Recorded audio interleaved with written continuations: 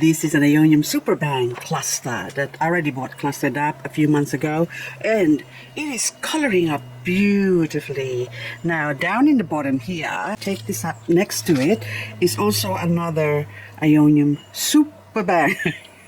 That is also nicely coloring up, but the two of them have very different colors. So this one that I'm holding is quite dark, and the other one's got sort of yellow edges. Both of them are equally beautiful, but I think I'll go for the one with the yellow edges coloring.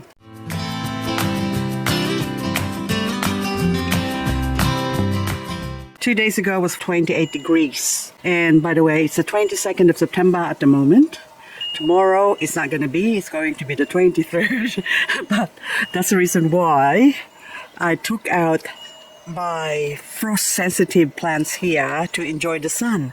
But overnight, I think this morning, we had 0, and that's very scary because I thought they might still suffer from the frost a little bit. So what I have here is a string of pillow. This one is just so gorgeous, but look at how it has gaps on the stems of how it grows, and it's got these nice little fat leaves. Okay, I'm just going to take one.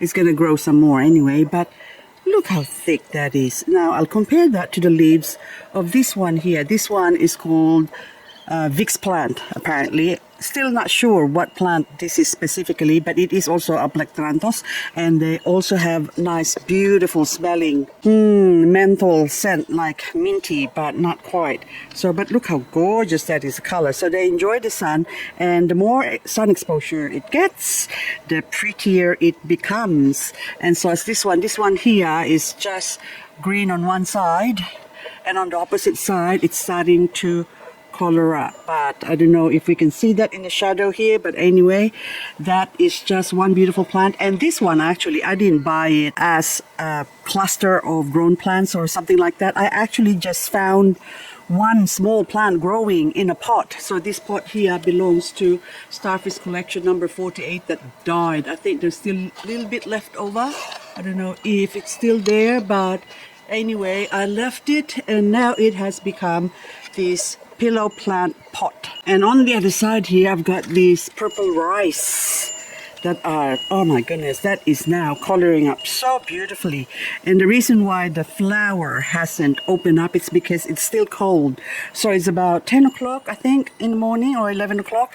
But anyway, it still shows that it's too cold for this plant. I think we're getting forecast 20 degrees today, so it's a little bit on the chilly side, so that's the reason why she doesn't want to open up. But when I think we hit about 25, 24, maybe tomorrow, it will start opening up.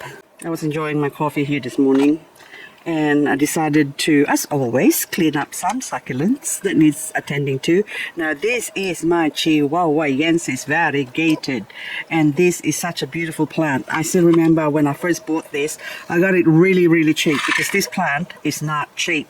They're quite expensive and they're very sought after. The variegation of this plant is still not as good, so this is what I call not a perfect variegation yet.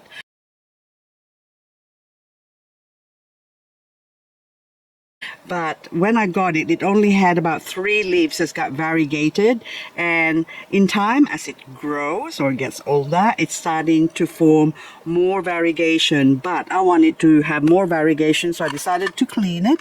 And very frost hardy, by the way, so it's been living outside here in my zone 9 area. And this one now, I was cleaning it up, and I noticed a couple of Anacamceros growing. You can see that one. Okay, that one there, that is not intentionally planted there. So I don't know whether I should take it out. Okay, I think I better take it out. But see, look, it's seeds that's just drop in the air, and look, it's rooted. And poor Anacamceros, but I can't have you in there taking the nutrients from this beautiful plant, especially now that it's actually, oopsie, and I'm gonna drop it. It's showing some babies underneath. I was so excited, oh my goodness. That's why I thought I'd show you. I don't know if you can see that, but hang on. Don't break. Okay, there's a new growth in there, so it's got a pup, but Anywho, I thought I better clean it up some more to make it look pretty, and also put some fertilizer. Fertilizer I'm using is a no-name one. This is a generic one that I got from Succulent Delight. So variegated plants can't produce or can't take in because of the white or yellow variegation. They don't take in, they don't process food that well. They can't photosynthesize, that's the word I was looking for. And so they need to have a little boost of slow release fertilizer. That's good enough. That's high in nitrogen, so that way they can go green up a bit more. Now this other one here is a variegated dark ice, and as you can see, it's very yellow. So having grown it indoors as well under the grow light, it did not respond very well. It wasn't that strong variegation to start with. I mean, the yellowness was this actually, like, when I say strong variegation, it has more variegated leaves than non-variegated. So you can see half of it is more yellow and the other half has got streaks of green, but very small streaks of green. So it needs to have, okay, that's actually enough for maybe about a teaspoon. And I put too much on the other side because, okay, now this one I have to lift up in the bottom and I can't do it with one hand, so I need to do that later on. Okay, I've done it. So variegated plants need a fertilizer that's high in nitrogen, and the non-variegated ones, especially ones that I would like to color up like these ones, I only give it fertilizers with low nitrogen. So it's important to read the back part. Okay, so the typical analysis on the back of, so this one has got total nitrogen of 13. Mind you, this is not what I'm using. So this is what I actually ran out of this. Okay, that's power feed controlled fertilizer. I ran out of the power feed, so I'm using a generic one right now. So, but this one, I bought it specifically for my variegated succulents, and of course nitrogen is 13. You can get nitrogen count with sometimes 20, but not necessary. But the ones I use for my most of my succulents that I want to color up, I use like 6 or 4 basically of nitrogen content. So phosphorus and potassium as well is quite low. Potassium is okay, but ideally it would be good if you can have a 10 nitrogen, 10 phosphorus, and 10 potassium for growing succulents. Otherwise, you hold off on the nitrogen and they will turn beautiful colors. I can now put my Chihuahuaensis back into here. By the way, there's a Chihuahuaensis that I was looking at on last week's sale on Facebook from Nora Garden 89, and she had this beautiful Chihuahuaensis with perfect variegation, and that was the aim. It's just so gorgeous, but of course I can't afford it, so I have to save up my money because they're quite expensive still, so especially if they're a good size. So most of my variegated plants, this one now is huge. This is about 200 millimeters, I guess, this big, this lemon and lime variegated. And these are the, oh look how beautiful, I don't know, I can't see.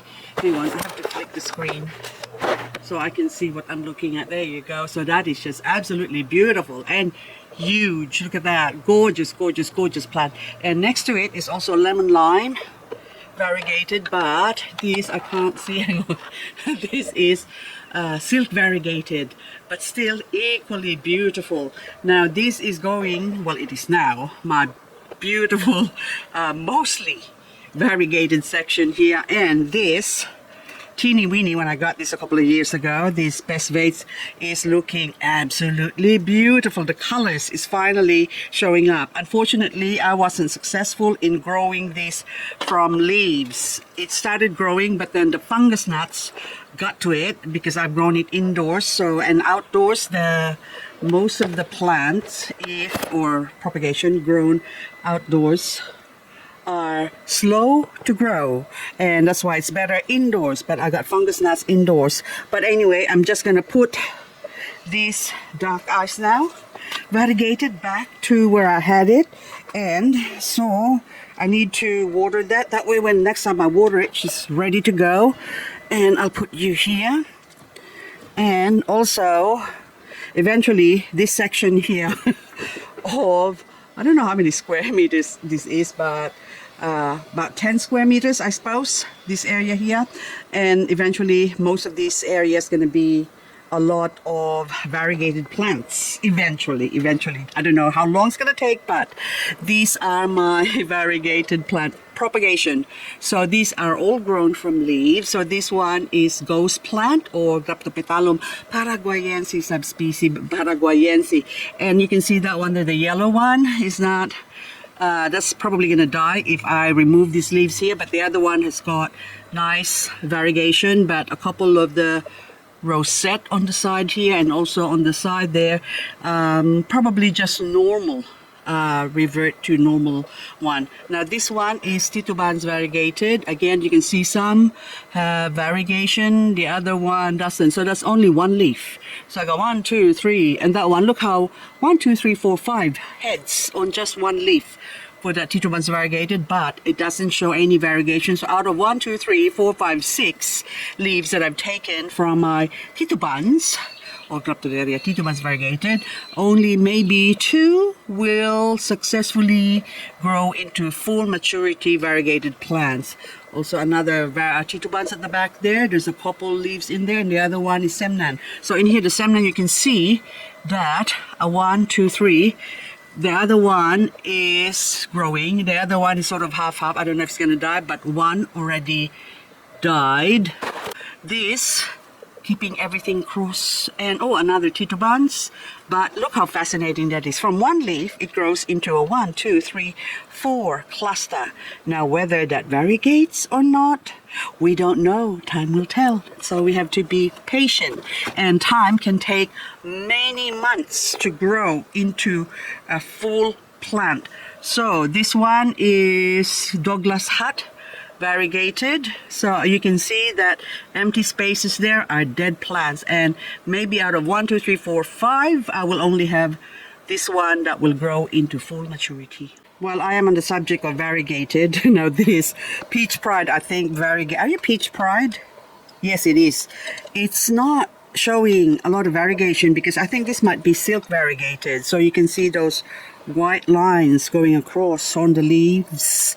That is called silk variegation. So it's not very pretty at the moment because that is the effect of fungus gnats indoors. Which reminds me, I find that this Aeonium Sedefolium variegatum is sort of sticky. Oh, it feels sticky. And also this Betancourtianum icroison, they tend to actually trap a lot of fungus gnats. So even here, look, you can still see that little remnants of dry, dead, I don't know if you can see that dark spot right in there. That's actually, oh, there's another one here. That's dried up fungus gnats that flew into this plant and got stuck. And because it's quite sticky, if you haven't had one of these plants, just go to your local nursery that sells them or a friend that grows them and just touch it. Just gonna touch your sedefolium. Anyway, it's sticky, so it's a good plant to have around the garden. It doesn't have to be variegated. You can just have the ordinary one. Although here, this one here, hang on, I'll just turn this around. See, you can see the variegation. Look at that. And I have an ordinary one of this, which is just equally as beautiful. And this is the normal one. And this one is growing in a pot. Look at that. With limited soil, it goes red. Beautiful. And the other one is also coloring up with the weeds. Hang on. I need to pull out those weeds. There you go. So it looks better. And I'm hopeless. Too many plants. But this one has survived. Oh, look at even here. So that one is going to die soon. I think, see, that's why it's going coloring, because it broke off or something. But look how beautiful that is. Isn't that gorgeous, isn't it? And the roots, you can see the, I think, is that roots? No, dry leaves. The roots, there's roots in there that's sticking out, trying to search for or reach out for the soil. Anyway, I hope I don't forget. I'll come back to you. But this one now, I have to take this one somewhere where we can appreciate its beauty more. Look at that, gorgeous. Now let's compare it with the other one. See, they have a different look. So eventually this variegated one will also, okay, what's your variegated? There you go. So eventually this variegated one on the left will color up going red and also showing contrast with the yellow. But I still think even the ordinary one is just as gorgeous. I feel like Ariel from the Little Mermaid saying, all my collection's complete. I'm not gonna sing or else YouTube's gonna flag this video. Anyway, this is now full, this area.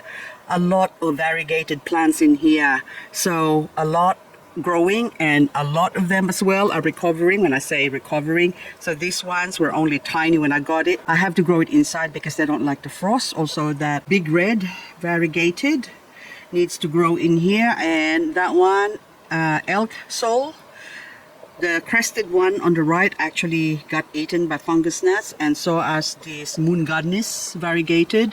But now this moon Gadnis, if I compare this, okay, I'm not gonna, so that's a variegated form, and the variegated form of moon Gadnis, where's my normal one? There, that's the variegated form of moon Gadnis. I'm not taking it out, I'll just leave it there just to show you. I have two of them. The other one is still sort of more yellowy. This one is more colorful, but on a crested form, this is a crested moon Gadnis. So whether it's variegated crested or ordinary one, I think it's equally beautiful. So it's just a matter of preference, but I think I like the non-variegated one better because it grows faster. The variegated one seems to struggle a lot in the growth department. Now this amestron, look at that, two big eyes and a small mouth. So it looks like two are normal and this one is variegated. But that being variegated, you actually, I don't know whether it's prettier because I like red. So someone's gonna say, oh, get over the red. I know you like red. Someone left a comment before. Yeah, I love red. Red is like fire. Red is like happy. Well, red is also good. Like a lot of the Chinese, they like red because it's for luck and good fortune and long life. And anyway, the color of red, the color red is like a symbol of success. And success in growing succulents, it is. We like them red, don't we? Anyway, guys, that's all I've got for this video. And I'm gonna say goodbye for now. And hopefully I'll see you in the next video. Oh, there's also this bird that's coming in here. I've been picking on the flowers that are flowering because I think they're eating the aphids. But it tried to fly into here. So now I put my sticks back, and or barbecue sticks, and that stops it. And that